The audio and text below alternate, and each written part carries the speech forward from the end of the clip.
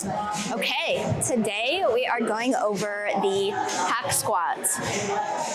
Today I am working on full lower body and mostly compounds. So your first movement of your workout, aside from the warm-up, should be the movement that means the most to you, the one that you are working on and really want to get better at so that your central nervous system isn't taxed before doing it. So you want to be super fresh. I've been working on the hack squat for quite a few years, just getting better at it. My range of motion, my tempo, my form. I do want to bias the quads here, but it's still a compound. All of the major muscle groups in my body are working. So let's go over a few things first. The band. Why do I keep the band on? The band is so that in the bottom, I have a little bit of help getting out of there without injuring my knees. And then something else you'll notice is that I use the foam roller behind my back. I'll show you. And I get a lot of questions about this. So why do I put the foam roller behind my back? Is so that my spine is in a better position than being all the way back here. I find that this hurts my back while I don't feel it in my quads at all. And this, it's all quads, all lower body. I'm able to more emulate an actual squat position with my body rather than being all the way back there. You can't engage your core as much and all of that. So let's put some weight on here and warm up. My goal right now is to get 5 plates on this. So I'm not gonna start at 1 plate because that's kind of like wasting my time and energy. I'm gonna start at 2 plates and we'll go from there. And then we're gonna go over some very specific form cues. I've seen so many different variations of hack squats, so they're all a little bit different. But for this hack squat in position, I'm gonna show you how I'm gonna bias the quads with my foot placement. Whenever you are wanting to mostly target the quads, you want a lot of knee flexion. So I'll show you that with my stance. My feet are gonna be as far down on the platform so that I can still keep my heels on the platform, but I have a close stance about hips distance apart. Why I want my feet to be down on the platform like this is so that I can get really great knee flexion. What knee flexion is we're aiming to get the calves and the hamstrings to touch there at the bottom.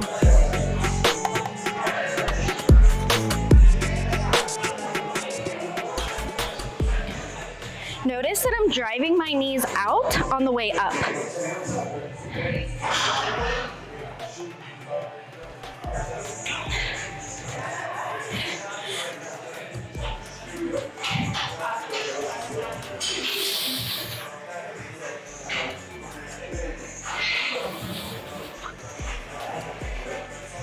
I feel like I can get more knee flexion, so I'm gonna send my feet further down.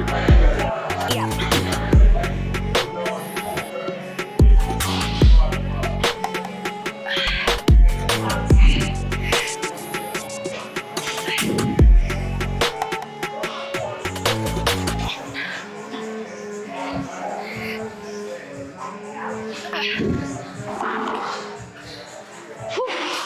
The next point of attention is that at the bottom, at the height of tension, so where my knees, where my calves are touching my hamstrings, I need to belly breath. So that means using my diaphragm and my breath and my core to help me have tension, be more strong, and utilize really my whole body while I'm lifting. So what a belly breath is, I have 2 funny cues for you.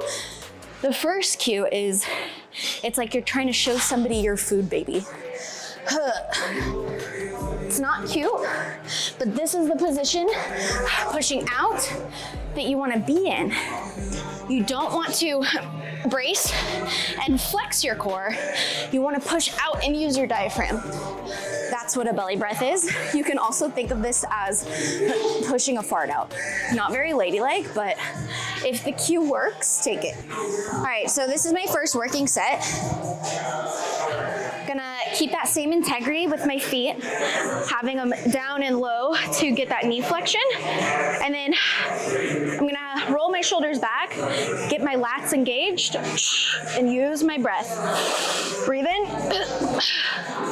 Okay, we're gonna keep integrity of tempo, range of motion, and form. Belly breath.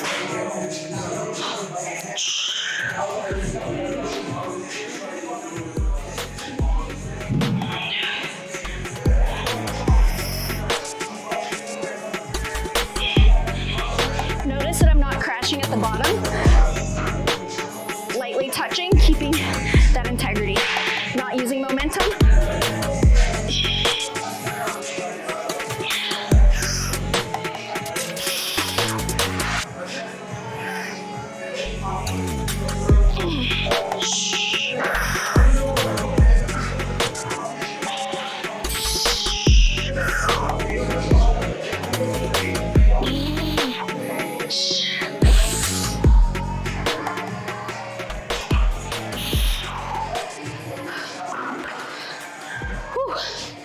So,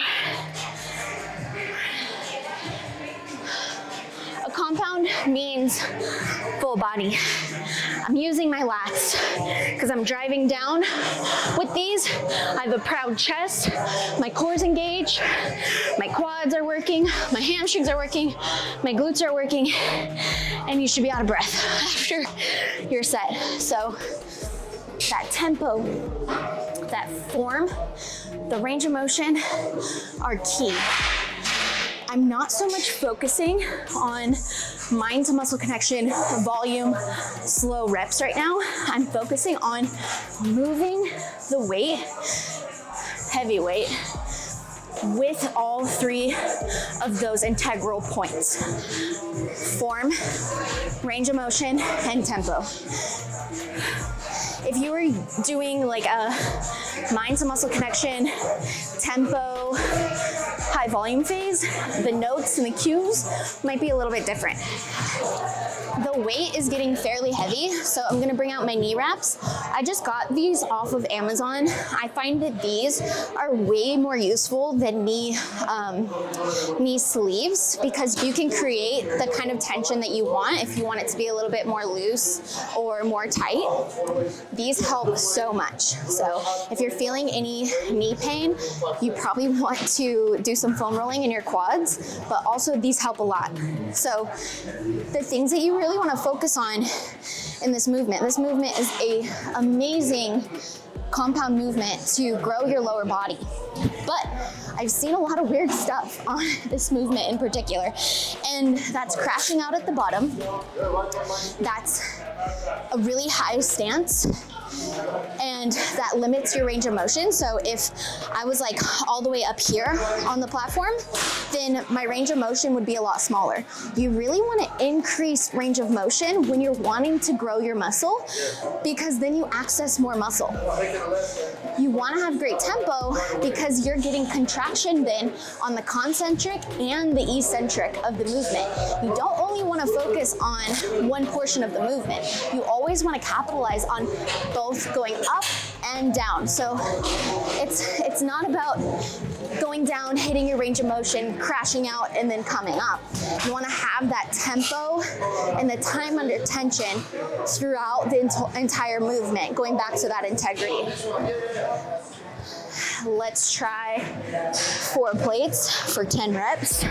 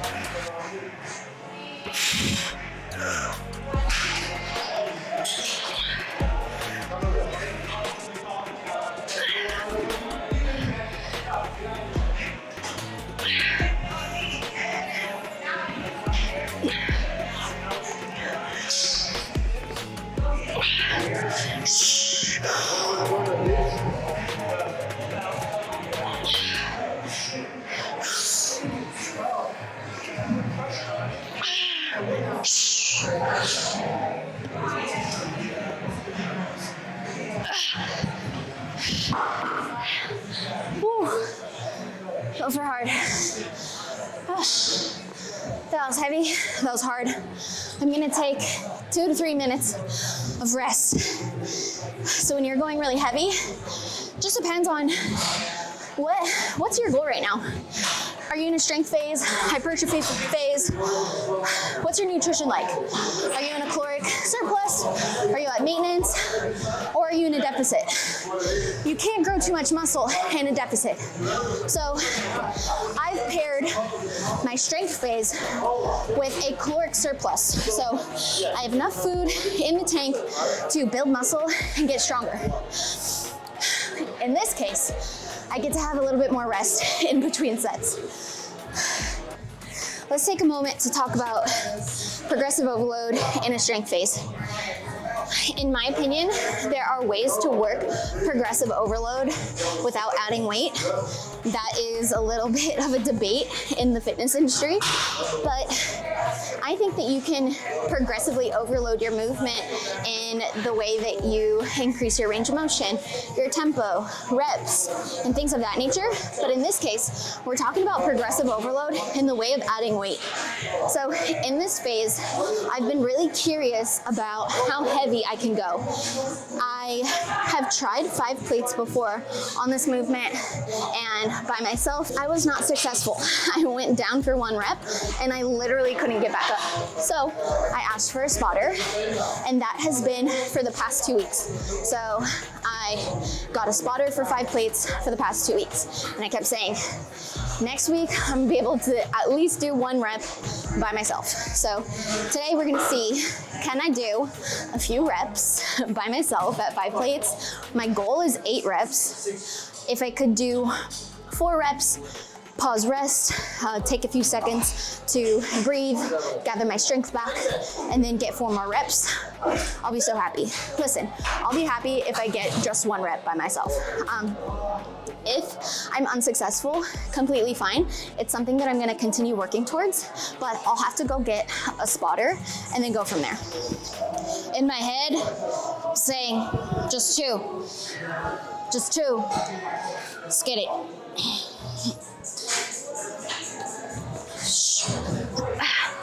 Let's go.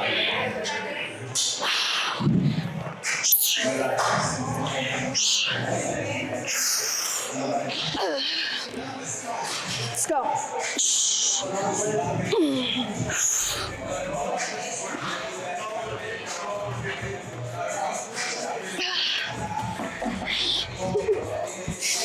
Oh, almost had it.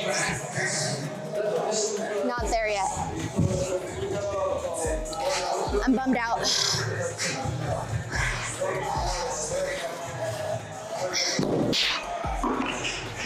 Gotta go find a spotter. If I didn't go as low, I could probably get out. I can move the weight, I just can't get out of the hole by myself.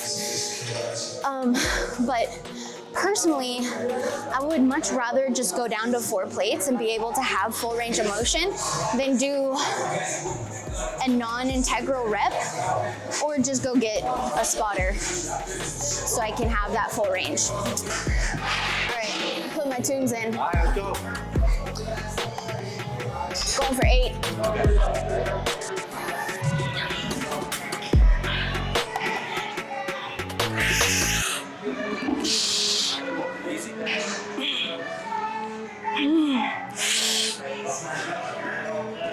Come on.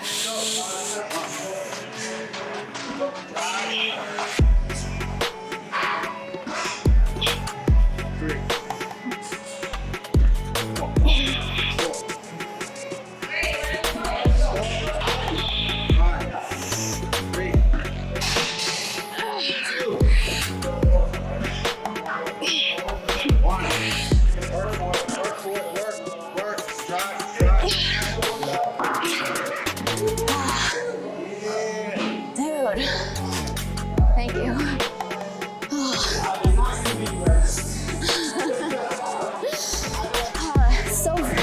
So weird. Like,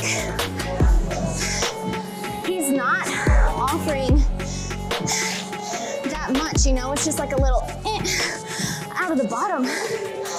So I don't know if it's mental, but I'm gonna get it. I'm gonna get it one day. Anyway, these are things that I think about during a hack squat. This is how you can really kill the hack squat, grow a lot of muscle, lift heavy weight while being safe. So comment what movement you want to see next, what you're struggling with, any sort of terms that you're struggling with. I want to know so I can help you out. Share this to your friends, and don't forget to tag me. So if you post it on Instagram or something, tag me. I want to follow you back. And again, let me know what you want to see next, because I really just want to help.